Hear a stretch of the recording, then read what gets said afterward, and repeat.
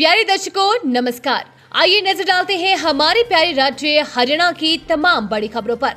Video शुरू करने से पहले कमेंट बॉक्स में जय हिंद लिखकर हमें सपोर्ट करें। तो चलिए शुरू करते हैं। हरियाणा के कर्मचारियों व पेंशनरों को बड़ी राहत। अब पंजाब के इन 4 नामी अस्पतालों में होगा कैशलेस इलाज।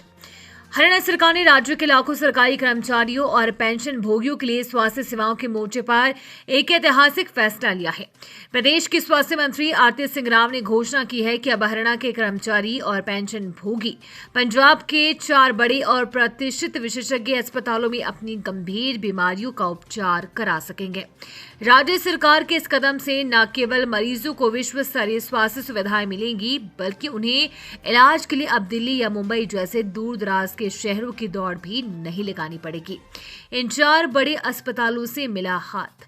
स्वास्थ्य विभाग द्वारा जारी सूची के अनुसार अब निम्नलिखित अस्पतालों में हरियाणा के लाभार्थियों को पैनल पर उपचार की सुविधा मिलेगी। Homi Bhabha cancer hospital and research centre Mullanpur. ये टाटा मेमोरियल सेंटर मुंबई की एक आधुनिक इकाई है।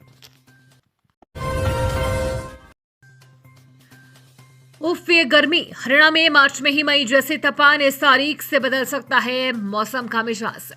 कमजोर पश्चिमी विक्षोभ के चलते बादल छाए, इसका तापमान पर अधिक असर नहीं है। प्रदेश में सबसे अधिक तापमान महेंद्रगढ़ में 36.2 डिग्री रिकॉर्ड किया गया। हिसार में अधिकतम तापमान 3 डिग्री की गिरावट आई। हिसार का अधिकतम तापमान 34.9 डिग्री दर्ज किया गया। ये अभी सामान्य से 6.2 डिग्री ज्यादा है। मौसम विभाग के अनुसार 19 मार्च के बाद बारिश के आसार हैं। मौसम विशेषज्ञ डॉक्टर चंद्रमोहन ने बताया कि आमतौर पर फरवरी और मार्च माह में उत्तरी पर्वतीय क्षेत्रों में मध्यम पश्चिमी विक्षोभ सक्रिय प्रणाली होने से उत्तरी पर्वतीय इलाकों में बर्फबारी होती है। इस बार ये बर्फबारी व बारिश नहीं हुई। दूसरा, गुजरात, पश्चिमी राजस्थान और अरब सागर पर बने प्रति चक्रवातीय परिसंचरण बना होने के कारण मौसम गर्म और शुष्क बन गई है। हरियाणा महिला आयोग की अध्यक्ष रेणु भाटिया ने रैपर बादशाह को दिया अल्टीमेटम, स्पष्टीकरण दे वरना। खास बातचीत में रेणु भाटिया ने कही ये बड़ी बातें। हरियाणा राज्य महिला आयोग के अध्यक्ष रेणु भाटिया ने मशहूर रैपर बादशाह के विवादित हरियाणवी गाने टटीरी को लेकर सख्त रुख अपनाया है। खास बातचीत में उन्होंने बादशाह को स्पष्ट अल्टीमेटम देते हुए कहा है कि अगर वे आयोग के सामने स्पष्टीकरण नहीं देते तो हरियाणा में उनके किसी भी कार्यक्रम की अनुमति नहीं दी जाएगी।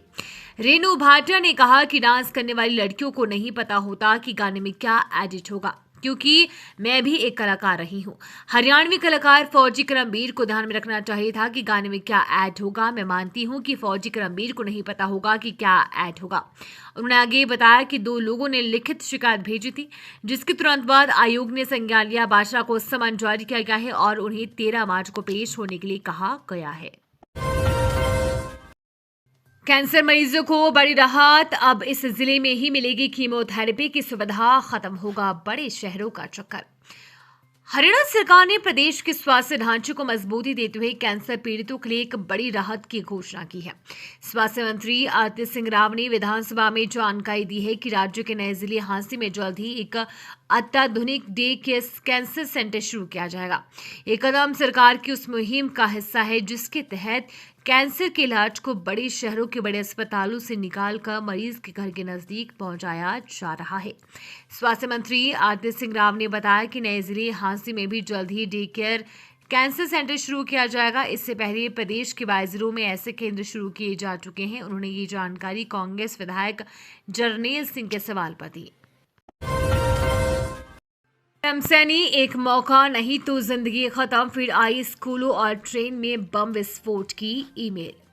गुड़गांव के निजी स्कूलों को एक बार फिर खालिस्तानी धमकी वाली ईमेल प्राप्त हुए हैं। 1 दर्जन से ज्यादा स्कूलों को मिली ईमेल में दोपहर 1:11 पर बम विस्फोट किए जाने की बात कही गई है।